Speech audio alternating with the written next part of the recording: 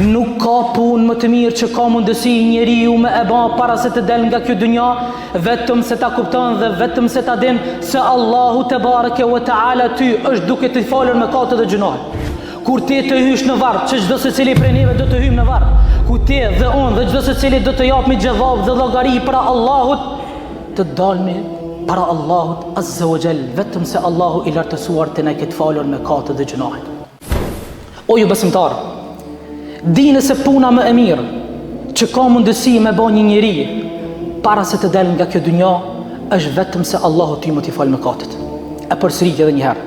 Nuk ka punë më të mirë që ka mundësi njeriu me e ba para se të del nga kjo dynja, vetëm se ta kupton dhe vetëm se ta din se Allahu te bareke ve taala ty është duke t'i falur mëkatet dhe gjunahet.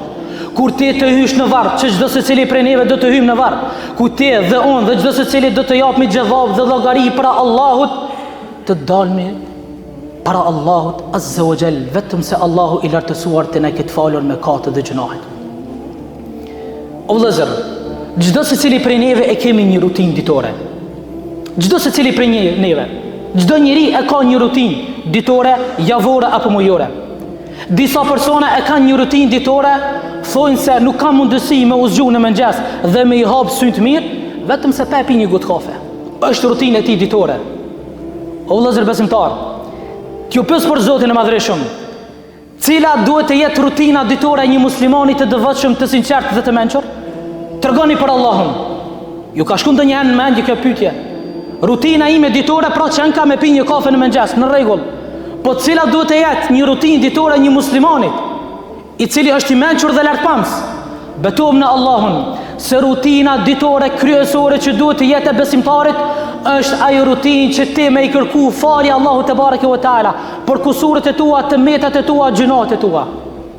Ndëgjon në këtë rast që ka ndodhur ndërmjet pejgamberit alayhis salam dhe një shokut pejgamberit alayhis salam, emri i tij Amr ibn As.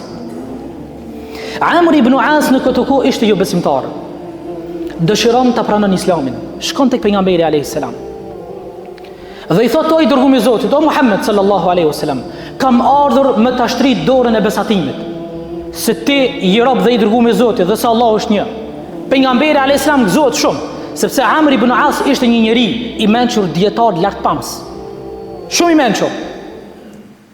Ja shtrin dorën e pajtimit Amr ibn As pejgamberit alayhis salam dhe ja kop dorën fort, por nuk ja besatimin. I dërguar i Zotit i thot: "Ma bika ya Amr? Çka u bë tash to Amr?" Thot: "O Muhammed sallallahu alaihi wasallam, nuk ta jep besatimin përderisa ti të më garantosh një gjë." Thot: "Cila është ajo gjë?" Thot: "Më garantu se Allahu mua më ka fal." Pejgamberi alayhis salam po bosjesht dhe po i thot: "Ama alimta ya Amr anna al-Islam yahdimu ma kana qablahu?" O Amr, a nuk e din se Islami i shlyen këtë mëkatet e mëparshme? Këtë gjunat e kaluara të cilat i ke bërë, Allahu ty t'i shlyen? O Amr, a nuk e din se hijreti këtë mëkatet i shlyen? O Amr, a nuk e din se nëse ti shkon haxh dhe Allahu ta pranon haxhin dhe kthehesh prej haxhit, ti Allahu ty t'i ka fal mëkatet dhe ty t'i ka fal gjunat? Shikoni vllazni, cila ka qenë brenga dhe preokupimi kryesor i këtyre sahabëve, i këtyre njerëzve të mëdhenj, të mençur dhe lartpamës, vetëm e vetëm që Allahu ata më i fal. E cila është brenga jonë sot? Cili është derti jonë sot? Ndërtimi i banesave shumëkaqe, apo rënditja e veturave në për oborre, apo cila vëllezër? Cila është rutina jonë ditore?